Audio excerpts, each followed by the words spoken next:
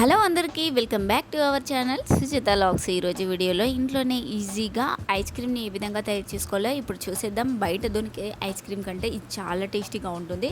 Same అచ్చం బయట దొరికే ఐస్ క్రీమ్ లాగానే మనం ఇంట్లోనే ఈజీగా తయారు చేసుకోవచ్చు, ఏం ప్రిజర్వేటివ్స్ లేకుండా.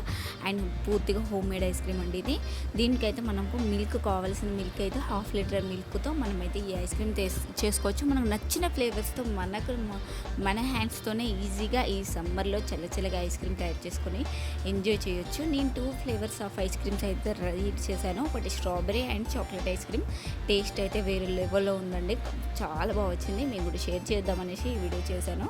దీనికైతే మనకు కావాల్సిన పదార్థాలు milk 1/2 litre, sugar 10 table spoons and GMC powder అని దొరుకుతుంది 1.5 టేబుల్ స్పూన్. సిఎంసీ పౌడర్ అని దొరుకుతుందండి మనకు ఫ్లిప్కార్ట్లో. నేనైతే లింక్ ఇస్తాను కింద డిస్క్రిప్షన్లో. 1/4 టీ స్పూన్ తీసుకోవాలి. Cornflour 1.5 table spoon and milk powder 2 table spoon అయితే తీసుకోవాలండి. దీనికి ఫస్ట్ మనం మిల్క్ అయితే హీట్ చేసుకోవాలి, కూల్గా మంచిగా హీట్ చేసుకోవాలండి. దీంట్లో 1/2 లీటర్ మిల్క్ అయితే తీసుకొని ఈ విధంగా మరిగించుకొని దీంట్లో మనం 1/2 కప్పు షుగర్ అంటే 10 టేబుల్ స్పూన్స్ షుగర్ అయితే పడుతుంది. సో ఈ షుగర్ అంతా ఇందులో వేసుకొని చక్కగా కరిగేలాగా అయితే కలుపుకోవాలి. ఇలా కలుపుకున్న తర్వాత మనం ఒక 1 గ్లాసు ఆఫ్ మిల్క్ అయితే మనం పక్కకు తీసుకోవాలి. దీంట్లో నుండి ఒక గ్లాస్లో అయితే మనం 1 గ్లాసు మిల్క్ అయితే తీసేసుకొని దీంట్లో సిఎంసీ కార్న్ఫ్లోర్ మిల్క్ పౌడర్ ఇవన్నీ యాడ్ చేసుకోవాలి లంప్స్ లేకుండా. ఇది ఎంత క్వాంటిటీ అంటే GMC powder and 1.5 tablespoon, CMC powder 1/4 teaspoon వాడాలి. ఈ విధంగా తీసుకోవాలి. మనం ఈ జిఎంసీ పౌడర్ అనేది స్మూతింగ్ కోసం అయితే ఐస్ క్రీమ్లో క్రిస్టల్ అవ్వకుండా మంచిగా స్మూత్గా వస్తుంది కదా తినేటప్పుడు, దానికోసం అయితే ఈ జిఎంసీ పౌడర్ అయితే వాడతాము. సిఎంసీ అంటే క్వాంటిటీ అనేది మనకి ఇంక్రీజ్ అవుతుంది, ఎక్కువ క్వాంటిటీ అవ్వడానికి సిఎంసీ పౌడర్ అనేది యూజ్ చేసుకుంటాం. సో ఈ రెండింటిని మనం వేసుకోవాలి. అండ్ కార్న్ఫ్లోర్ని కూడా 1.5 టేబుల్ స్పూన్ కార్న్ఫ్లోర్ని యాడ్ చేసుకోవాలి.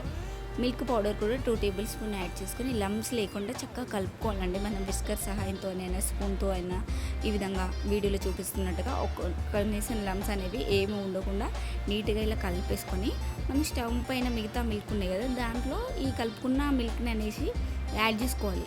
యాడ్ చేసుకొని లంప్స్ లేకుండా మంచిగా లో ఫ్లేమ్లో ఈ విధంగా విస్కర్ సహాయంతో అంతా కలిసేలాగా నీట్గా కలిపేసుకోవాలి. లో ఫ్లేమ్లో ఈ విధంగా కలుపుతూనే ఉండాలండి. ఒక 10 మినిట్స్ అయితే మనం కలుపుకుంటూ ఉంటే మంచి మిక్చర్ అనేది థిక్గా అవుతుంది. మిల్క్ అనేది థిక్ క్వాంటిటీ అనేది మిల్క్ అనేది చాలా థిక్ అవ్వాలి. వీడియోలో చూపిస్తున్నట్టుగా మనకు గంట పైన ఈ విధంగా గీత తీసుకున్నప్పుడు థిక్ స్ట్రక్చర్ గీత అనేది కనిపించాలి. ఆ విధంగా అయితే థిక్ అయ్యేలాగా లో ఫ్లేమ్లో మనం కలుపుకోవాలి. చూసారా, ఇప్పుడు మనకు గంట వెనకాల ఇలా గీస్తూ ఈ స్ట్రక్చర్ అనేది రావాలి. ఇలా వచ్చినప్పుడు మనకు పర్ఫెక్ట్గా మిల్క్ అనేది బాయిల్ అయిపోయాయి థిక్గా. సో ఇప్పుడు స్టవ్ ఆఫ్ చేసేసుకొని మళ్ళీ చల్లయ్యాక ఒక ఎయిర్ టైట్ కంటైనర్లో అయితే ఈ మిక్చర్ని మనం దాంట్లో పోసేసుకోవాలి. పైన ఒక క్లింగ్ ర్యాప్తోని వేసేసుకొని క్యాప్ పెట్టేసుకొని మనం డీప్ ఫ్రిడ్జ్లో అయితే పెట్టేసుకోవాలండి. ఈ విధంగా అంతకుముందు ఐస్ క్రీమ్ కొన్న బాక్స్లో అయితే నేను తీసుకున్నా. సో ఈ విధంగా ఎయిర్ టైట్ కంటైనర్లో పోసేసుకుని దీనిపైన ఒక క్లింగ్ ర్యాప్ అనేది మనం చుట్టేసుకుని దీనిపైన నుండి మనం క్యాప్ అయితే పెట్టేసుకోవడం వల్ల మనకు పైన ఫ్రీజర్లో మనకు పైన ఐస్ అంతా ఉంటాయి కదా, అది మీద పడకుండా మంచిగా నీట్గా ఫ్రీజర్లో పెట్టుకుంటే చక్కగా మనకు గడ్డగట్టిపోతుంది మొత్తం.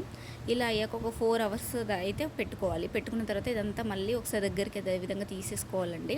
ఇలా గడ్డలాగా అయిపోతుంది. దీన్ని అంతా మెల్ట్ చేసుకోవాలి. స్పూన్ సహాయంతో తీసేసుకొని ఇప్పుడు మనం బ్లెండర్ సహాయంతో బ్లెండ్ చేసుకోవాలి.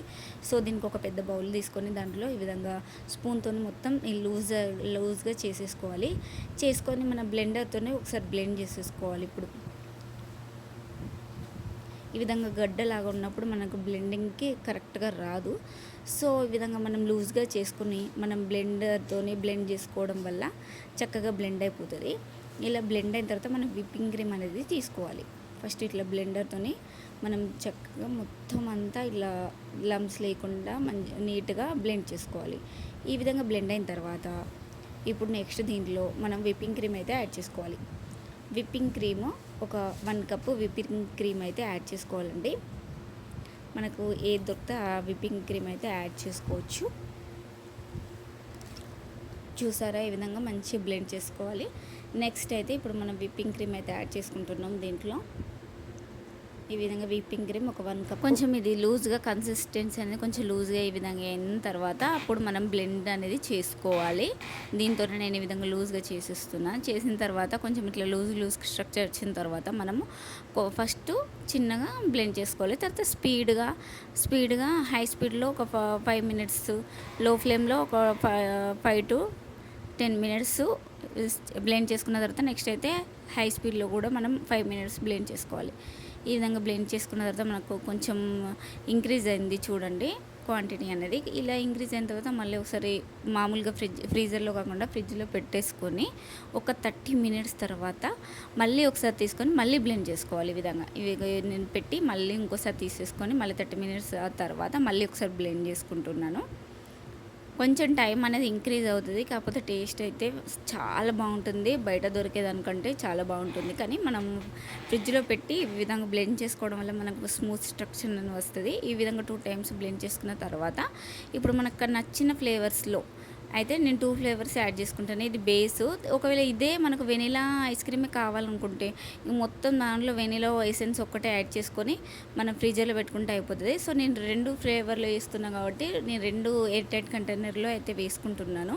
ఒకటేమో చాక్లెట్, ఇంకోటేమో స్ట్రాబెర్రీ ఐస్ క్రీమ్ చేస్తున్నాను. దీంట్లో వెనిలా ఎసెన్స్ అయితే యాడ్ చేసుకోవాలి. దేనికి మనం ఏ ఫ్లేవర్ చేసుకున్నా మనకి ఏ ఎసెన్స్ లేకున్నా ఒక వెనిలా ఎసెన్స్ యాడ్ చేసుకోవచ్చు. ఒకవేళ మీకు చాక్లెట్ ఎసెన్స్ ఉంటే చాక్లెట్ ఐస్ క్రీమ్లో చాక్లెట్ ఎసెన్స్ కూడా యాడ్ చేసుకోవచ్చు. నా దగ్గర ఒకటి వెనిలా ఉంది కాబట్టి vanilla essence half teaspoon అయితే యాడ్ చేసుకుని దీంట్లో కోకో పౌడర్ కూడా యాడ్ చేసుకోవాలి. 2 tablespoon cocoa powder add చేసుకొని ఈ విధంగా కలుపుకోవాలి. సో నాకు ఈ విధంగా కలవట్లేదు, మళ్ళీ గిన్నెలో వేసుకొని మళ్ళీ ఒకసారి అయితే నేను బ్లెండ్ చేసుకున్నాను నీట్గా.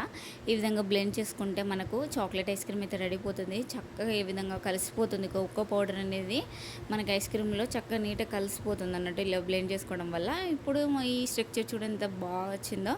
ఇప్పుడు దీన్ని ఎయిర్ టైట్ కంటైనర్లో వేసుకొని దీనిపైన క్లింగ్ ర్యాప్ వేసేసుకొని ఫ్రిడ్జ్లో పెట్టుకుంటే ఒక 6 hours ఫ్రీజర్లో పెట్టుకోవాలండి. నెక్స్ట్ అయితే స్ట్రాబెర్రీ దాంట్లో నేను రెడ్ కలర్ అయితే వేసుకున్నాను.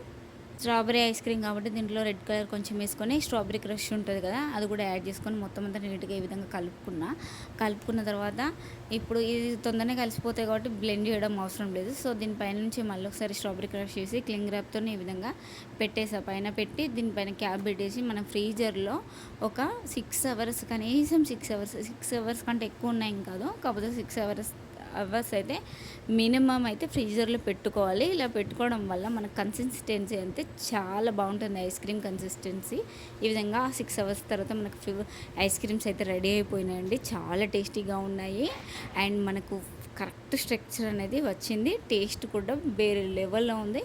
మీరు కూడా కంపల్సరీ ట్రై చేయండి. మీకు కనుక ఈ విధంగా ట్రై చేసి నాకు ఎలా వచ్చిందో కామెంట్ చేయండి. అండ్ ఈ వీడియో కనుక మీకు నచ్చినట్లయితే like, share and comment and subscribe చేసుకోండి. మన ఛానల్లో ఎవరైనా ఇంతవరకు సబ్స్క్రైబ్ చేయకపోతే ఇలాంటి వీడియోస్ కోసం థ్యాంక్స్ ఫర్ వాచింగ్.